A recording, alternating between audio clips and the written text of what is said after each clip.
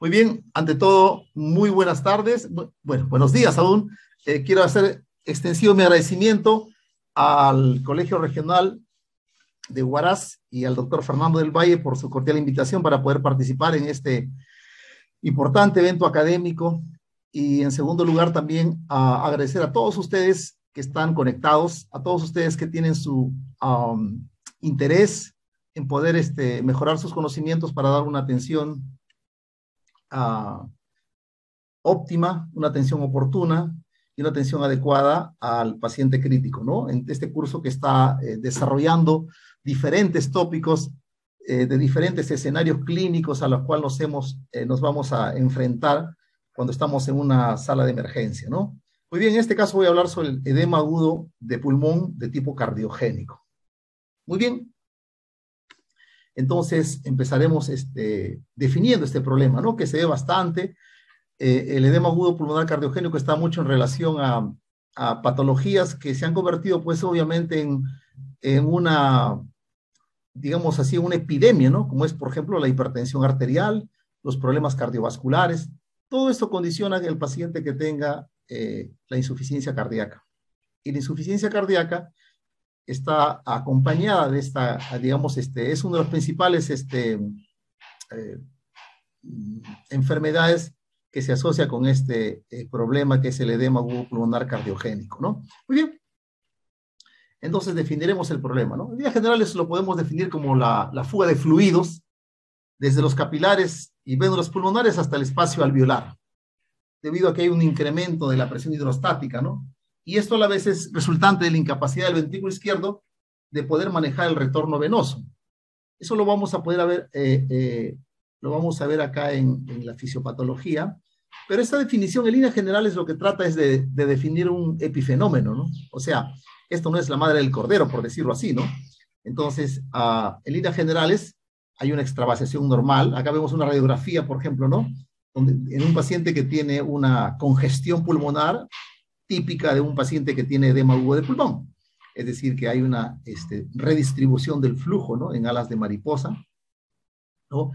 Hay acumulación de líquido entre las fisuras de los pulmones y otras características propias que luego vamos a ver que caracterizan una radiografía de un paciente que tiene edema agudo de pulmón. O sea, en otras palabras, vemos que hay extravasación anormal de líquido al comportamiento extravascular del compartimento extravascular del pulmón, ¿no es cierto? Y eso produce una adecuada oxigenación. Acá en forma más gráfica lo podemos ver, ¿no es cierto? Vemos acá, esto es la membrana alveolo-capilar, ¿no? Debido a que hay un aumento de la presión hidrostática en el sistema cardiovascular, hay un trasudado, ¿no? Hay una traspase de líquido, una extravasación desde los capilares y vénulas pulmonares, ¿no? Acá a los alvéolos. Y los alvéolos lo que deben contener es aire. Deben permitir la entrada y salida del aire para hacer el proceso de la hematosis, ¿no? El proceso del intercambio gaseoso, ¿no? Que salga el CO2 y que entre el oxígeno al organismo producto de una adecuada ventilación. Pero ¿qué ocurre si es que estos alvéolos se llenan de líquido, comienzan a llenarse de líquido, ¿no es cierto? Eso va a entorpecer la correcta aireación del alvéolo y por lo tanto va a entorpecer el proceso de oxigenación. Entonces el paciente va a entrar rápidamente en un cuadro de insuficiencia respiratoria oxigenatoria, ¿no? De insuficiencia respiratoria aguda de tipo oxigenatoria. Muy bien, entonces, nuevamente acá lo explicamos en forma más detallada, ¿no? El aumento de la presión hidrostática va a filtrar líquido, ¿no? De la membrana alveolo capilar y va a inundar el alveolo, ¿no es cierto? Esto obviamente impide el intercambio gaseoso que se debe realizar en el pulmón, ya que se inundan las vías respiratorias. Y clínicamente esto se va a traducir en un paciente que tenga pues una disnea severa, progresiva, ¿no? Que llega a la insuficiencia respiratoria aguda, definida esta como una disminución de la presión arterial de oxígeno menor de 60 mililitros de mercurio, ¿no es cierto? Entonces el paciente llega sumamente cansado. O sea, en otras palabras, conforme va empeorando esto, el paciente diríamos que se está como ahogando, ¿no? Prácticamente el paciente puede respirar y sin embargo no pueden intercambiarse, no pueden airearse sus alvéolos y por lo tanto el paciente va a sentir que técnicamente se está ahogando, ¿no es cierto? Muy bien, pero si vamos un poquito más allá a la fisiopatología, que entenderlo es muy importante para poder darle un enfoque nuevo al edema agudo de pulmón. Todavía en algunos lugares se sigue manejando el edema agudo de pulmón como se hacía hace 50 años, y los conceptos han cambiado. Es importante entender eso, ¿no? Entonces, toda esta digamos, descripción de este fenómeno fisiopatológico que les había dicho es describir la parte del epifenómeno, pero en líneas generales la madre del cordero, es decir, lo que está al fondo de todo esto básicamente es una hiperactivación simpática, ¿no? Una hiperactivación del sistema renina-angiotensina-aldosterona, ¿no? Tenemos ahí un factor precipitante, que puede ser una sobrecarga de volumen, puede ser un paciente que tiene un infarto, en fin, una infección, cualquier proceso que puede desestabilizar al corazón, cualquier proceso que puede incrementar la resistencia vascular sistémica. Cuando se incrementa la resistencia vascular sistémica, es decir, aquello contra el corazón tiene que vencer para poder hacer su trabajo, que es bombear sangre, entonces al incrementarse la resistencia vascular sistémica, se incrementa el trabajo, la tensión en las paredes miocárdicas, por lo tanto aumenta la demanda de oxígeno, y ese corazón, sobre todo si es un corazón que ya tiene es secuelado de un infarto, es un corazón hipertrófico, es un corazón de una persona que tiene digamos, una patología hipertensiva, ¿no? De larga data, este corazón va a entrar rápidamente en una disfunción del ventrículo izquierdo, tanto sistólica como diastólica. Cuando el corazón entra en disfunción, distólica y sistólica, diastólica y sistólica, ¿qué ocurre? Sencillamente disminuye su gasto cardíaco, ¿no? Y se incrementan las presiones al final de la diástole. O sea, es un corazón que no puede bombear adecuadamente, ¿no? Y eso, ¿qué es lo que produce? Produce una pobre perfusión. Puede tener presiones muy altas, sin embargo, la perfusión a los tejidos es muy baja. El paciente entra en edema agudo pulmonar. Y esto a la vez activa una respuesta simpática, ¿no? Activa el sistema de renina, angiotensina, aldosterona, y este sistema a la vez produce más hipertensión, sobre todo a nivel vascular sistémico, ¿no? Y eso se crea lo que se llama un círculo vicioso de activación simpática, ¿no? Entendido esto, nos vamos a dar cuenta de que en los conceptos del manejo de edema agudo de pulmón, mucho se tiene este mito urbano, ¿no? O este mito de que todos los pacientes que tienen edema agudo de pulmón son como una esponjita que tiene agua, ¿no? O sea, que están sobrecargados, sobrecargados de fluidos, y eso no es así. Ya múltiples estudios han demostrado que ni siquiera el 50% de los pacientes que tienen edema agudo de pulmón son pacientes que tienen sobrecarga de fluidos, ¿no? Muchos pacientes están, un tercio por decir, estás con sobrecarga, efectivamente, otro tercio está normovolémico y un tercio inclusive está hasta hipovolémico. Recordar que los pacientes que hacen edema agudo de pulmón son los pacientes que usualmente ya padecen de insuficiencia cardíaca, por lo tanto son usuarios, digamos, de larga data de tomar diuréticos, ¿no? Y muchas veces están, por decirlo así, depletados de volumen. Muy bien. Entonces, acá tenemos la fisiopatología de una presentación típica de un paciente con un edema agudo de pulmón, que se conoce como el ESCAPE, que significa que hay que en las siglas en inglés nos habla de un edema agudo de pulmón por un shock simpático, ¿no? Básicamente, ¿qué es lo que ocurre? Como habíamos dicho, ¿no? Habíamos explicado previamente, hay una activación simpática, eso conlleva una vasoconstricción. Y la vasoconstricción sistémica, ¿qué cosa va a incrementar? Va a incrementar la poscarga. ¿Qué quiere decir la poscarga? El trabajo que el corazón tiene que vencer para poder hacer su trabajo de bombear la sangre, ¿no es cierto? Entonces, prácticamente el corazón, al intentar bombear la sangre que recibe, ¿no? Va a tener muy difícil porque se ha incrementado esa poscarga. Entonces, esto va a agravar la falla cardíaca, ¿no? Y como agrava la falla cardíaca, ¿qué es lo que produce? Sencillamente no puede evacuar toda la cantidad de sangre que le llega y comienza a congestionarse y comienza a trasudar líquido en los pulmones, ¿no es cierto? Producto de esa activación simpática, ¿no? Que se ha producido, ¿no? Esa descarga, esa predominancia de todos los, digamos, neurotransmisores que estimulan al sistema adrenérgico, se produce también una venoconstricción a nivel del sistema venoso esplácnico. Recordamos que el lecho venoso esplácnico, ¿no? Es un lecho que tiene alto grado de capacitancia, o sea, en otras palabras, tienen ahí volumen, ¿no? Que no le produce, digamos, mayor trabajo al corazón. Prácticamente, al haber una venoconstricción generalizada del sistema esplácnico, todo ese volumen de sangre, ¿no? ¿Se desplaza a dónde? Se desplaza a los pulmones. Y empeora esto, el traspaso, empeora esto la extravasación del líquido, por aumento de la presión hidrostática, la extravasación del líquido hacia los alvéolos, cosa que ya hemos explicado previamente al iniciar en la explicación de la fisiopatología, ¿no es cierto? Y esto obviamente deteriora la función pulmonar, deteriora la capacidad respiratoria, y el paciente se siente muy disneico, se siente terrible, ¿no? Ya se imaginan esa descarga de adrenalina, dice la adrenalina hace que el paciente se sienta pues horrible, ¿no? Se siente que prácticamente se va a morir, ¿no? Y es como rápidamente nosotros conocemos a un paciente ya con un poco la experiencia de solo verlo al paciente, las características que tiene, ¿no? Que está pálido, diaforético, con una cara de terror, rápidamente muchas veces nos toma pocos minutos, menos inclusive diagnosticar un edema agudo de pulmón, ¿no? Muy bien, entonces haciendo un paralelo, como si fuese los pulmones una cubeta, ¿no? Como si fuesen los pulmones un balde, ¿no es cierto? Hay un incremento de la precarga, es decir, la cantidad de sangre que llega al corazón. ¿Por qué? Por esa vasoconstricción esplácnica que desplaza sangre hacia los pulmones. Y hay una disminución notable, ¿no? De la salida de la salida de sangre que llega a los pulmones, porque es un corazón insuficiente. ¿Por qué?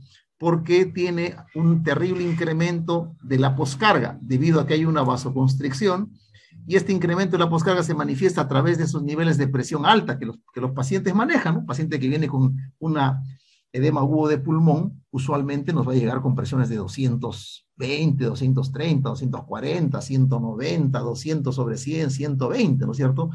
Con presiones medias bastante elevadas, ¿no es cierto? Y sobre ello, pues tenemos una disminución en la función ventricular izquierda, ¿no? Entonces prácticamente el pulmón comienza a llenarse de líquido, y eso pues agrava la condición respiratoria del paciente. Muy bien, en lo que se refiere a la sintomatología, los pacientes van a pues sentir, como vemos acá, ¿no? Disnea severa y de forma persistente, tos, dolor torácico, van a estar diaforéticos, ¿no? Como vemos acá, diaforéticos, mucha tos, e inclusive muchos puede que ya tienen previamente una cardiopatía isquémica, les puede desgatillar un dolor torácico, o inclusive se puede asociar a un problema anginoso, a un infarto de miocardio, ¿no es cierto? Muy bien, entonces lo que nosotros vemos con los pacientes que tienen estas características, por ejemplo, del edema pulmonar subagudo con sobrecarga de fluidos, ¿no? Muchas veces es un tipo de edema agudo de pulmón que vemos el paciente que típicamente toma mucho líquido, dejó de tomar los diuréticos, ¿no? Entonces este paciente se descompensa pues en el transcurso de varios días, ¿no? Se descompensa en el transcurso de varios días, comienza a presentar sus edemas, comienza a cansarse, está con fatiga, disnea, puede estar hipotenso, normotenso, refiere que tiene disnea paroxística nocturna, o sea que a medianoche se levanta con sensación de ahogos, se le ausculta crépitos difusos, etcétera, ¿no? Tiene ingurgitación yugular, o sea, todo un cuadro, un paciente que, digamos, una clínica florida de sobrecarga de fluidos, ¿no es cierto? Muy bien. Este paciente típicamente vemos, ¿no? Que tiene sobrecarga su ingurgitación yugular, es un paciente que no se le ve, digamos, terriblemente mal, se le ve cansado, agotado, es lo que muchas veces en otros términos conocemos como un paciente que tiene una falla cardíaca descompensada, una falla cardíaca crónica descompensada, y que muchas veces estos pacientes en la sala de emergencia a veces les ponen un par de ampollas de furosemida y lo dejan al paciente, y efectivamente en 2-3 horas el paciente mejora, ¿no? Bueno, ese en realidad no es un paciente que está pues con un verdadero edema agudo de pulmón, ¿no? Entonces, tenemos la otra presentación clínica, ¿no? De los edemas agudos de pulmón, que el paciente, hay una predominancia de sobrecarga simpática, un shock simpático, ¿no? Es un paciente que tiene un inicio rápido de una disnea severa, ¿no? Y que el paciente se ha descompensado en 1, 2 horas o 3 horas, o sea, dice, doctor, yo he estado bien, llega pues, no sé, 1, 2 de la mañana, El paciente dice, doctor, yo he estado bien, he comido, me he ido a acostar a las 10 de la noche, y se levanta pues 1 o 2 de la mañana cansado, de un momento a otro me sentí que me faltaba el aire, y no, esto no sé ni 1 hora que estoy así, dice, ¿no es cierto?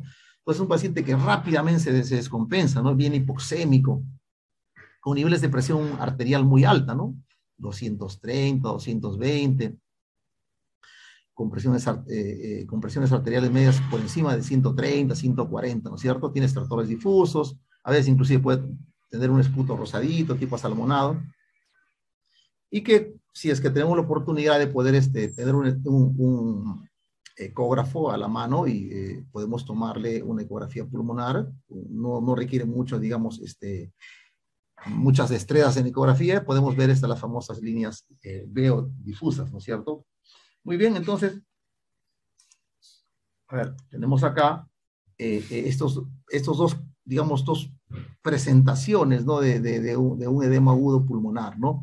Este paciente que viene con sobrecarga hídrica, estos pacientes son más o menos el promedio, tal vez el 30, 40% de los casos con sobrecarga hídrica, cuya descompensación ha sido, digamos, relativamente en 1 o 2 días, no en muchas horas, ¿no? Y que tiene una clínica, pues, de edema de piernas, con fobia, tiene el paciente ingurgitación yugular marcada, ¿no? Y tenemos una presentación de un edema agudo de pulmón que ocurre en muy corto tiempo, ¿no? Perdón. Muy bien, entonces, tenemos acá, esta es una caracterización de más o menos lo que es estos dos tipos de presentación clínica, ¿no? Como habíamos visto, ¿no? Este famoso edema pulmonar flash que le llaman, ¿no? Que es el típico paciente que se descompensa rápidamente, de minutos a horas, ¿no? Y que efectivamente se le ve críticamente enfermo, ¿no? Es un paciente que tiene una excesiva poscarga, ¿no? Básicamente por desplazamiento del sistema esplácnico, ¿no? Hacia los pulmones, ¿no? Debido a esa vasoconstricción que es condicionada por una hiperactivación simpática y del sistema renina-angiotensina-aldosterona, ¿no?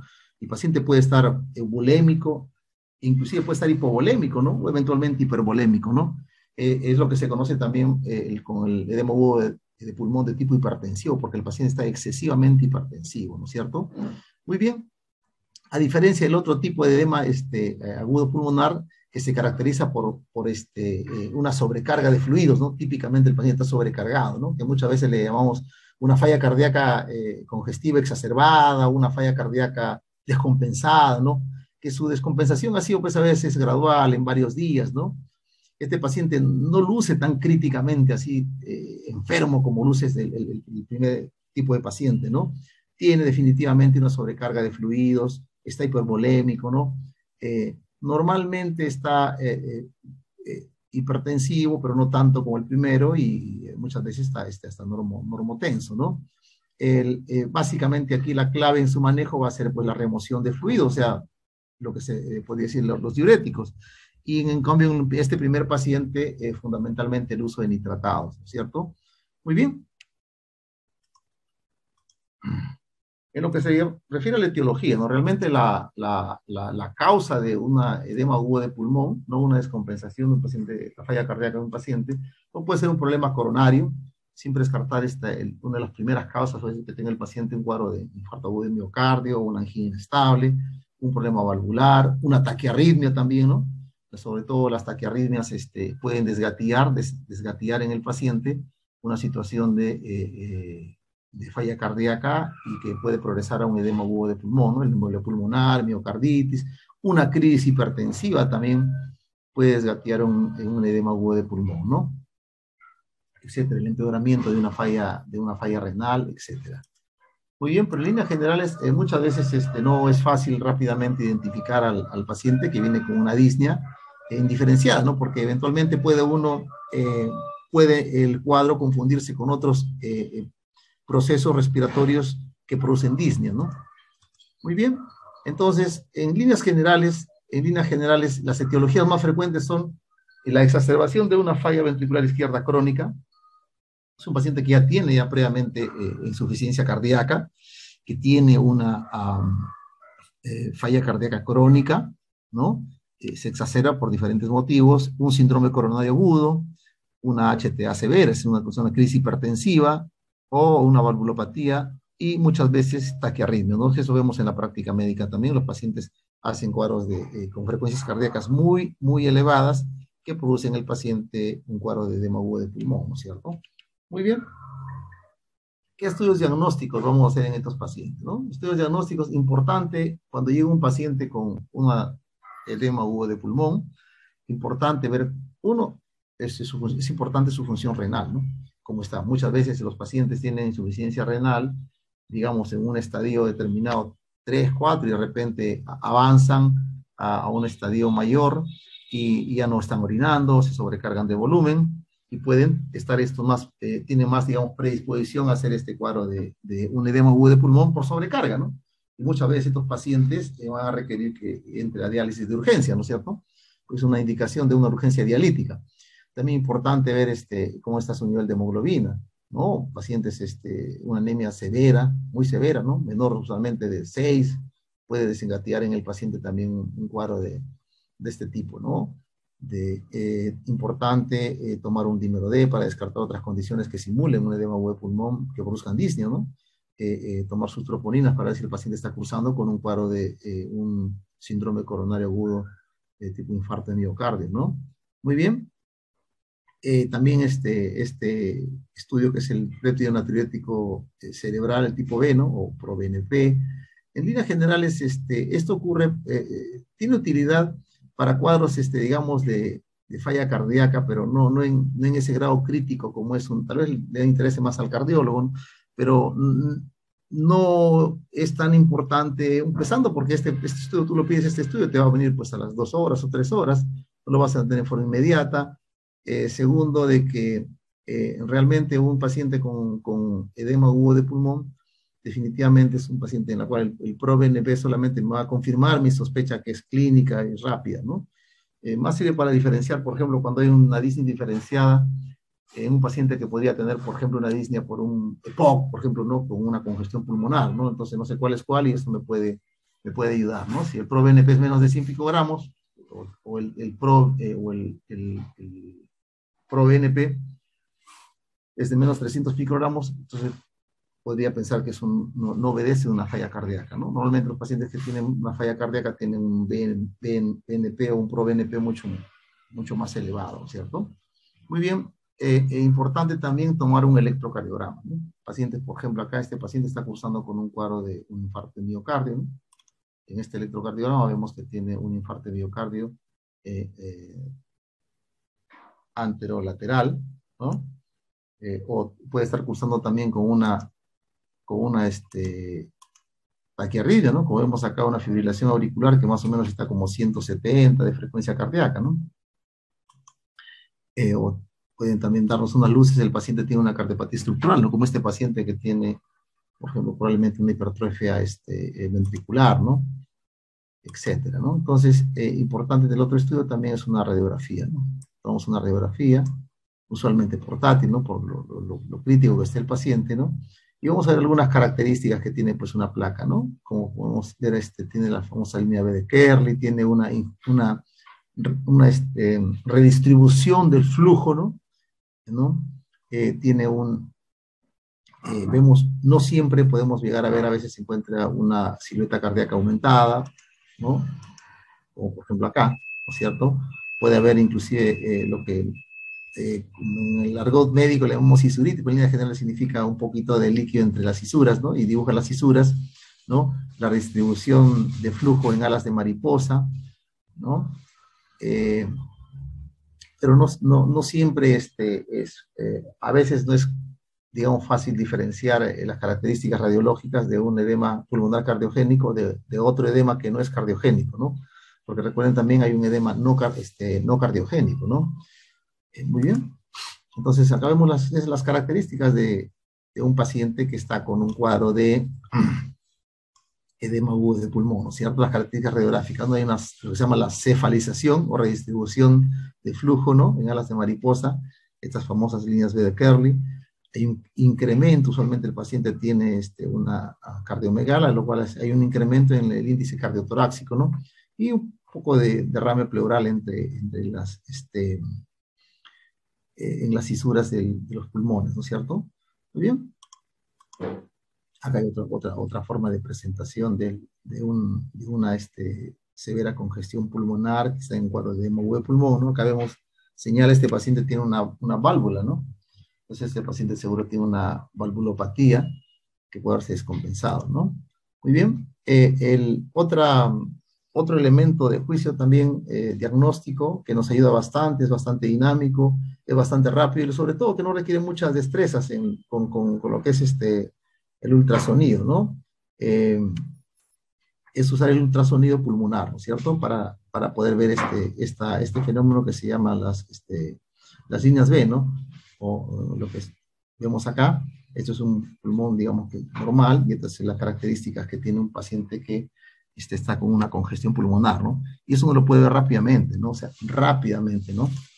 Las famosas colas de cometa o líneas B, ¿no? En un campo, digamos, en un campo vamos a ver, se tiene que ver más de tres o más estas famosas colas de cometa, ¿no? O líneas B, que nos hablan de que el paciente tiene una congestión pulmonar, ¿no? O sea, hay agua donde solamente debe haber aire, es decir, hay agua en los pulmones, ¿cierto? Muy bien. Nos vamos ahora en lo que se refiere a tratamiento. Muy bien. Los objetivos inmediatos que tenemos para el tratamiento, uno es aliviar la disnea. Segundo, hay que mejorar la oxigenación del paciente, hay que reducir esta congestión pulmonar, ¿no? Restaurar una perfusión adecuada y identificar y manejar la causa, ¿no?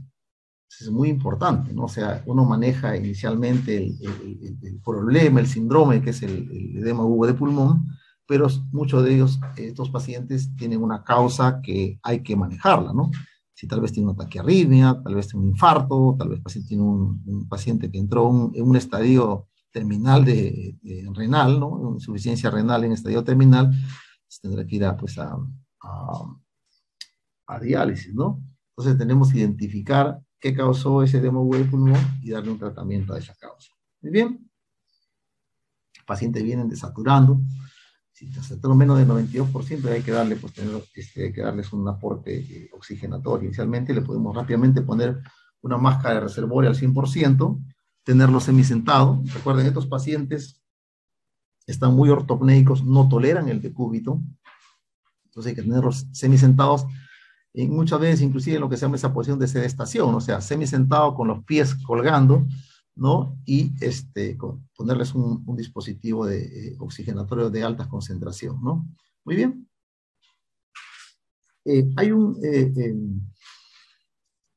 Hay una tendencia actual de usar la ventilación mecánica no invasiva. Bueno, no es tan actual, no se tiene ya muchos años usando la ventilación mecánica no invasiva. El problema es que no está disponible en todos los hospitales, pero en líneas generales, ¿no? La ventilación mecánica no invasiva ha demostrado disminuir las tasas de intubación, ha disminuido la estancia hospitalaria, la mortalidad intrahospitalaria y acelerar, ¿no? Acelerar la resolución de la insuficiencia respiratoria aguda. Los pacientes en los cuales se usa este dispositivo, como es la ventilación mecánica no invasiva, disminuyen su necesidad de ser intubados y por lo tanto de ir a ventilación mecánica, ¿no? Los ingresos a la UCI también se disminuyen, ¿no es cierto? Entonces, básicamente, esta ventilación mecánica no invasiva, ¿no? Donde se puede aplicar al paciente lo que es una presión continua de la vía aérea, eso va a ayudar a reclutar los alvéolos funcionales, ¿no? Va a prevenir el colapso pulmonar y al aumentar la presión en la vía aérea va a permitir la expulsión de los fluidos alveolares, aliviando pues el esfuerzo ventilatorio, ¿no? Entonces es importante esta ventilación mecánica no invasiva, produce una presión positiva continua en la vía aérea, por lo tanto evita el colapso alveolar, ¿no es cierto? Porque recuerden que el alveolo se colapsa y para poder abrir ese alveolo, eso consume buena parte de la energía del trabajo respiratorio. Entonces, al meter una presión continua de la vía aérea, lo que se llama un CPAP, ¿no? de la vía aérea, esta ventilación mecánica no invasiva mejora bastante digamos, mejora bastante la capacidad ventilatoria del paciente, alivia bastante el trabajo respiratorio, ¿no? El esfuerzo respiratorio. Muy bien, entonces este estudio, ¿no? Dice que la VNI, o sea, la ventilación no invasiva con CPAP, deben considerarse como una estrategia de primera línea en el manejo de los pacientes con edema pulmonar cardiogénico, edema cardiogénico pulmonar, ¿no? Porque se ha demostrado que ambas técnicas disminuyen la necesidad de intubación endotraqueal y por ende que vaya ventilación mecánica y también disminuye la mortalidad hospitalaria de estos pacientes, ¿no? Como le digo, las limitaciones son dos cosas. Uno, que no se tiene disponible, creo que se tiene más disponible ventiladores mecánicos perdón, ventiladores mecánicos para ventilación invasiva que no invasiva. Y otra cosa también es hasta la misma capacitación, ¿no? Del grueso de colegas. Tenemos más entrenamiento en intubar al paciente, en someterlo a ventilación mecánica de tipo invasiva, que en este tipo de forma de ventilar a los pacientes de forma no invasiva, ¿no? Muy bien. Entonces, bueno, no todos los pacientes van a poder ventilarse de forma no invasiva. Si el paciente está con un estado mental muy alterado, está en shock, ¿no? Tiene una estabilidad hemodinámica, el paciente está con vómitos frecuentes, o el paciente es incapaz de proteger sus vías respiratorias porque tiene bastantes secreciones, o porque tiene una alteración en su nivel de sensorio, ¿no? Otros pacientes inclusive no toleran o no cooperan la interfaz, es decir, esta máscara para la ventilación no invasiva, o el hecho que a veces haya tenido una cirugía gastroesofágica reciente también prescribe prescribe, digamos, el uso de este dispositivo, ¿no? En otras palabras, si nosotros, esto es lo mismo, si el paciente está en una insuficiencia respiratoria tal que pese a nuestro tratamiento no está mejorando su insuficiencia respiratoria, no es un candidato o no responde a la terapia de ventilación invasiva, el paciente tendrá pues que ser intubado, ¿no es cierto? O sencillamente no se tiene la capacidad de poder hacer la ventilación invasiva y el paciente tiene mayor compromiso de conciencia, se demuestra incapaz de proteger su vía aérea, una broncorrea excesiva, el paciente entra en shock circulatorio o comienza a hacer apneas, no sé, paro respiratorio, se agota, donde el paciente tendrá que ser intubado y sometido a ventilación mecánica convencional, ¿no? Muy bien, luego cuando hablamos de los fármacos, ¿no? Tal vez uno de los fármacos que es, digamos, el pilar actualmente, es el pilar del manejo del edema agudo pulmonar cardiogénico, sobre todo el de tipo hipertensivo, ¿no? Es la nitroglicerina, ¿no es cierto? Es nuestro caballito de batalla, ¿no? Es un medicamento que puede usarse con un amplio margen de dosis, ¿no? Muy bien, entonces la nitroglicerina, ¿no? Pues hay múltiples estudios que demuestran la utilidad en el manejo del edema agudo pulmonar tipo cardiogénico, ¿no? Y se puede usar inclusive en bolos o en infusión continua, ¿no? En líneas generales es de la forma en que, bueno, por lo menos en los hospitales donde trabajo suelen diluir la nitroglicerina, ¿no? Se carga en suelo fisiológico, las ampollas son de 25 miligramos, creo que de 50 también, pero lo cierto es que cargamos 50 miligramos en 100 centímetros cúbicos. Esto es un volumen mínimo, 50 miligramos, y comenzamos a pasarlo en bomba de infusión. Más o menos la nitroglicerina no se infunde por kilo de peso, sencillamente se da por tiempo, ¿no? O sea, se da por microgramos por minuto, ¿no? A esta dilución que se ha preparado la nitroglicerina de 50 miligramos en 100 centímetros cúbicos, más o menos pasar 5 centímetros cúbicos por hora en la bomba de infusión, eso es el equivalente a estar pasando en promedio unos 41 microgramos por minuto, ¿no? 10 centímetros cúbicos por hora, 82 microgramos y así sucesivamente, ¿no? De tal modo de que lo que se reportan, los estudios reportan que reduce la precarga a cualquier, con dosis, digamos, relativamente bajas, ¿no? Como por ejemplo puede ser 20, 30, 50 microgramos por minuto, ¿no?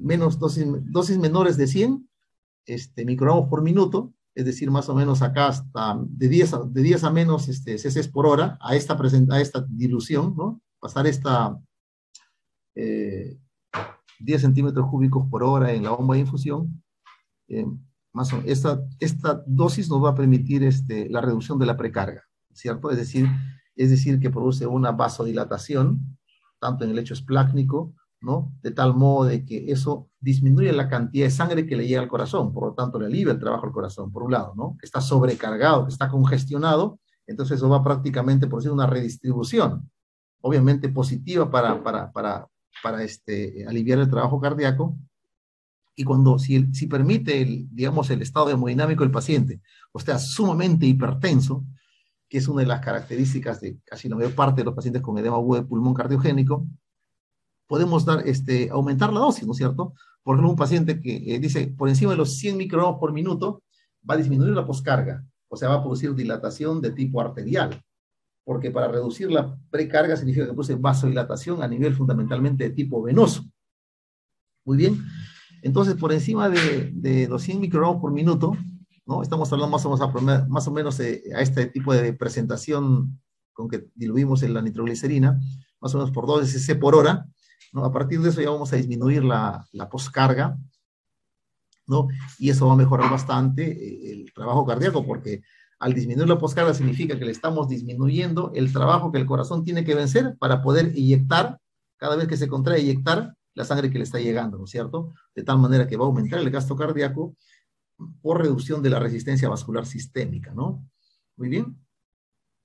Ahora, es muy importante que cuando usemos este fármaco, eso es importante, se mantenga una estricta monitorización del paciente, no necesariamente invasiva, ¿no? Sino con la presión arterial no invasiva, la frecuencia cardíaca, la frecuencia respiratoria, etcétera.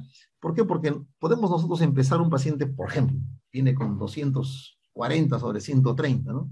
Nada raro en los pacientes con edema agudo pulmonar cardiogénico, y comenzamos con dosis, usualmente empezamos con dosis de 10 cc hora, vamos aumentando, ¿no? 10, 12, 15, según como el paciente vaya tolerando, ¿no? Porque es básicamente el manejo de eso es dosis-respuesta, ¿no es cierto? Entonces, de repente el paciente con una dosis más o menos alta, por decir, estamos en 20 cc hora, ¿no? Más de 164 microgramos minuto, de repente el paciente comienza a presentar una, digamos, mejoría clínica, ¿no? Y comienza a disminuir su presión arterial, ¿no? Pues de repente lo dejamos ahí como tal, ¿no? Y volvemos a ver eso a la media hora, el paciente de repente lo encontramos con una presión muy baja, ¿no? Entonces uno tiene que ir, esto se va regulando de acuerdo a la respuesta. Por lo tanto, esto nos exige que tenemos al paciente con un estricto monitoreo de su presión arterial, ¿no?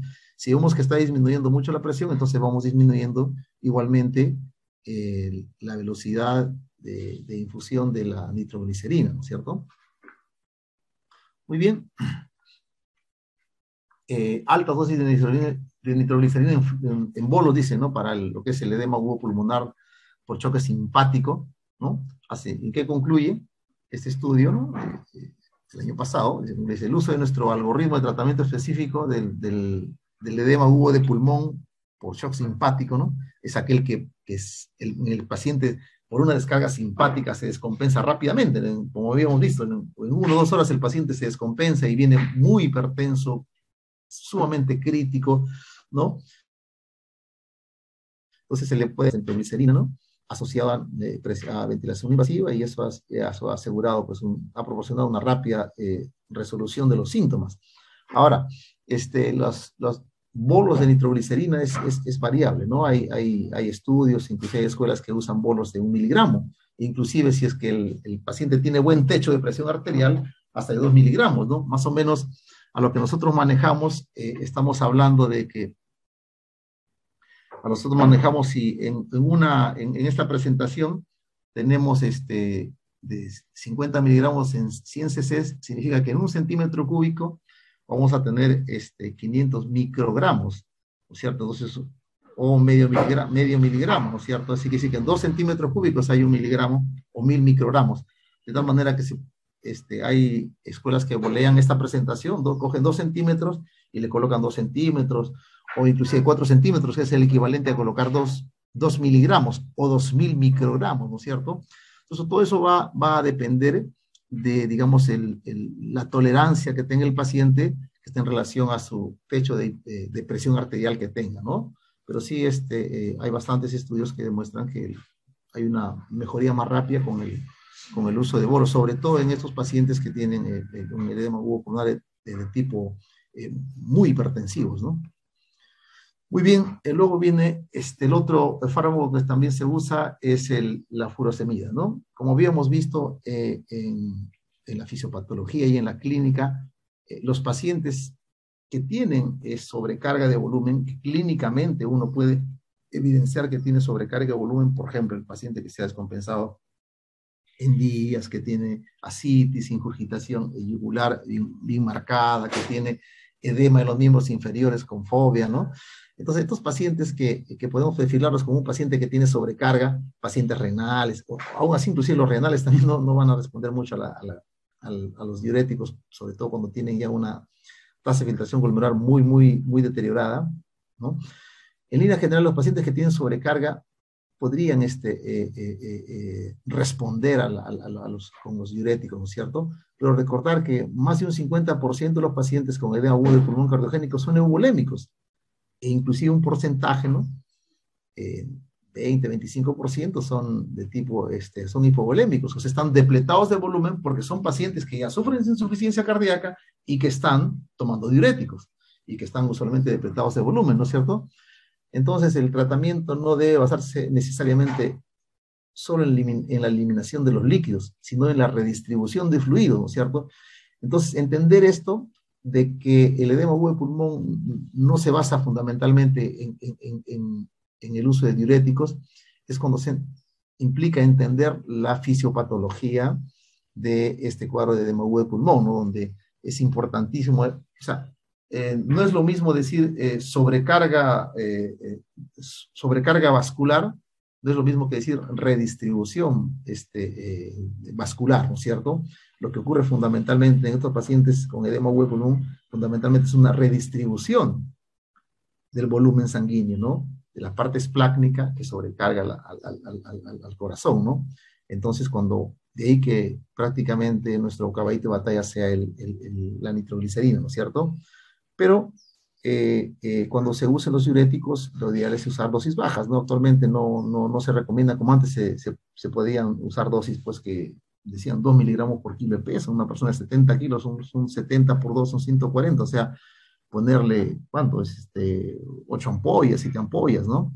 Actualmente la dosis que se recomienda son dosis bajas, puede usarse 1 o 2 ampollas, ¿no? Actualmente en un paciente promedio de unos 70 kilos utilizamos 40 miligramos, ¿no?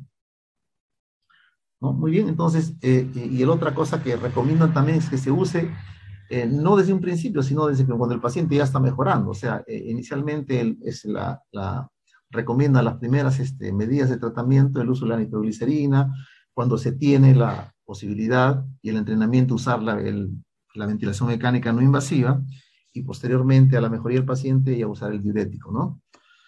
Muy bien, obviamente cuando los que creen que el diurético es digamos, el pilar del tratamiento del edema agudo de pulmón, es que se basa esto en un mito, ¿no? En un mito urbano, es en que creen que todos los pacientes que tienen edema agudo de pulmón de tipo cardiogénico tienen sobrecarga de fluidos, y hemos visto que eso no es así, ¿no? Muy bien. Respecto a la morfina, ¿no? La morfina, este fármaco se usa se ha usado en los protocolos del manejo de edema agudo de pulmón desde hace muchos años, desde hace más de 60 años, ¿no? Entonces, ¿qué se ha visto? Se ha visto que la morfina realmente no trae mayor beneficio, digamos, a los pacientes con edema agudo de pulmón. Al contrario, a fines de los 90 se hizo un estudio, es un estudio que se llama el estudio ADERE, ¿no? Este estudio que ha completado, me parece en el 2007, algo de 140 y tantos mil pacientes, de los cuales casi 30.000 fueron usuarios de morfina, o sea, se usó morfina, perdón, para el manejo y otros, algo de 110.000 se usaron, no se usó morfina, hicieron las comparaciones respectivas, y cuáles fueron las conclusiones, ¿no? Se vieron que los pacientes que tenían falla cardíaca aguda descompensada, ¿no? Los que usaron morfina y no morfina, que la morfina es un predictor independiente de mortalidad. Los que usan morfina tienen 4.8 veces, o sea, casi 5 veces más posibilidades de morir. que hay más incremento en la necesidad de ventilación mecánica en los que se usa morfina.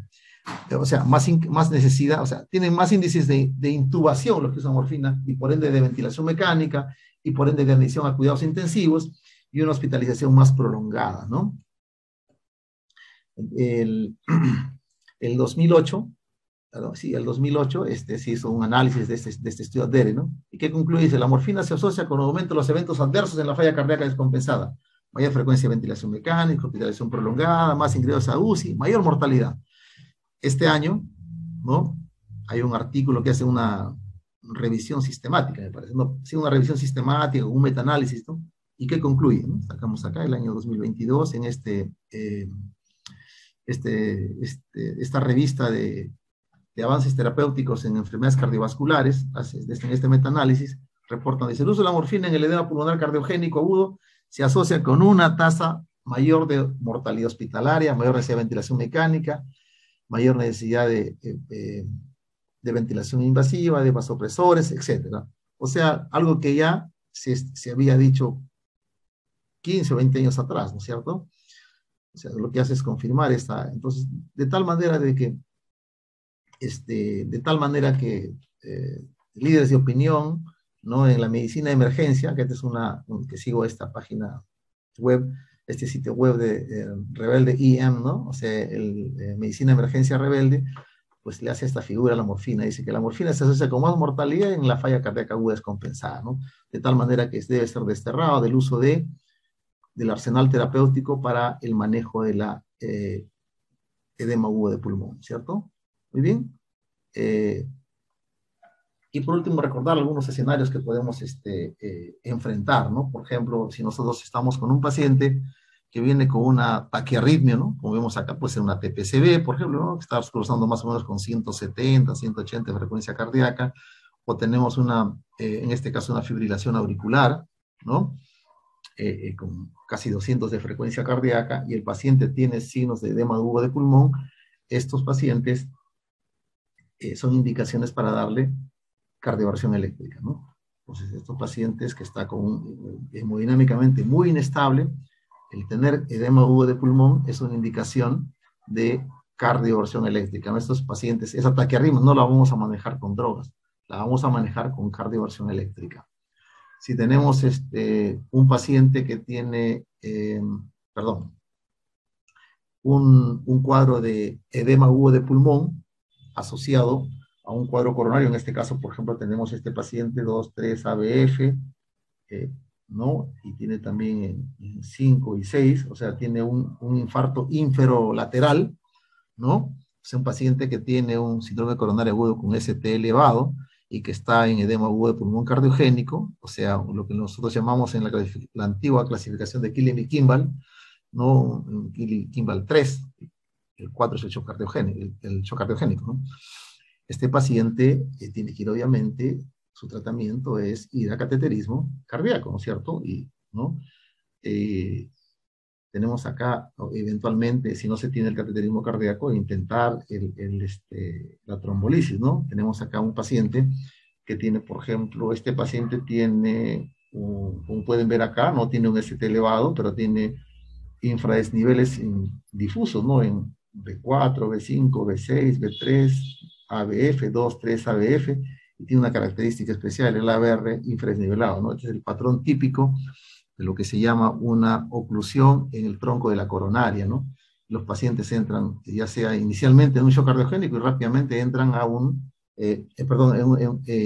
entran a un edema agudo de pulmón cardiogénico y rápidamente también caen en un shock cardiogénico, ¿no? O sea, recordar en cierto modo de que este es un continuo, ¿no? La falla cardíaca descompensada, el edema agudo de pulmón cardiogénico y el shock cardiogénico, no son más que fases de un mismo espectro, ¿no? Que es una disfunción ventricular izquierda. Muy bien, entonces estos pacientes tienen que ir a una reperfusión coronaria, ¿no? Ya sea una estrategia mecánica, como es acá el que va a entrar a un cateterismo, o por último puede entrar también a una trombolisis, ¿no? Todavía se puede dar oportunidad con el paciente aún en edema agudo de pulmón con una trombolisis. Lo ideal siempre es un cateterismo, ¿no? Y en shock cardiogénico la cosa cambia, ¿no? Usualmente los pacientes en shock cardiogénico que debido a que hay una perfusión muy terrible no, no, no, no mejoran con una trombolisis farmacológica, ¿no? Pero en caso de edema agudo pulmonar cardiogénico se puede intentar una trombolisis. Pero idealmente, nuevamente, lo mejor es entrar a un cateterismo, ¿no? Muy bien. No es infrecuente que pacientes que tienen una enfermedad renal crónica, ¿no? De repente ese riñón ya deje de funcionar y se sobrecargan de volumen, y los pacientes entran a hacer un cuadro de sobrecarga de volumen, hacer un cuadro de disnea, fatiga, y están intentando el diurético, no les funciona. Obviamente un riñón con una tasa de filtración glomerular muy baja para haber llegado a un estadio terminal, el diurético no le hace nada, ¿no? Entonces de repente cuando ya se sienten muy mal llegan a la sala de emergencia, pues, ¿no? Disnéicos, diafréticos, haciendo un edema agudo de pulmón por sobrecarga. Y estos pacientes, muchos de ellos no tienen, o sea, no han, o se han, digamos, han estado rehuyendo a lo que le propone el nefrólogo. Señor, ya tiene que hacer su fístula, tiene que dializarse, ¿no? Hasta que se deben morir porque están con una congestión pulmonar y entran en un edema agudo de pulmón por sobrecarga, es que se acercan a la emergencia, ¿no? Entonces, no, se acercan a la emergencia. Acá estamos en una de las guardias que hacemos en el hospital donde yo trabajo, una paciente con un edema agudo de pulmón que nos vino, y este paciente mejoró clínicamente, pero obviamente temporalmente. ¿Por qué? Porque manejamos nitratados. O sea, con nitratados pusimos una redistribución. O sea, este paciente, un renal, no va a obedecer a los diuréticos, ¿no es cierto? Porque sencillamente ese riñón no funciona. Entonces, con terapia, con nitratados mejoró, de tal manera que aún está con terapia de oxígeno, pero nos toleró el decúbito, ¿no? Y pusimos un catéter de alto flujo, y posteriormente este paciente fue a diálisis, ¿no es cierto? Entonces, en otras palabras, tratamos el síndrome, ¿no? Tratamos el síndrome, pero buscamos la causa y damos solución a lo que está causando el edema agudo pulmonar de tipo cardiogénico, ¿no? Muy bien. Bueno, y estos son predictores para terminar ya, son los predictores de mortalidad en un paciente que tiene un edema pulmonar agudo cardiogénico, ¿no? El que el paciente necesite ventilación mecánica, que el edema agudo de pulmón se deba a disfunción valvular aguda, que requiera soporte inotrópico, ¿no? Es decir, que si ya requiere soporte inotrópico es que pasó del edema agudo pulmonar cardiogénico probablemente al shock cardiogénico, ¿no? Eleve los marcadores cardíacos, tenga un infarto agudo de miocardio asociado, ¿no? O esté en falla renal o con edad avanzada, son predictores de alta mortalidad en estos pacientes que presentan este cuadro, ¿no? Muy bien, eso es todo. Solamente si tuviera que resumir el manejo del agudo pulmonar cardiogénico de tipo hipertensivo, como les dije, ¿no?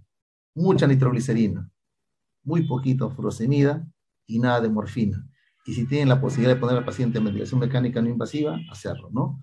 De tal manera. Y, como siempre, no olvidar de buscar la causa y rápidamente darle tratamiento a esta causa, ¿no? Que está produciendo este cuadro de edema agudo pulmonar cardiogénico. Bien, muchas gracias.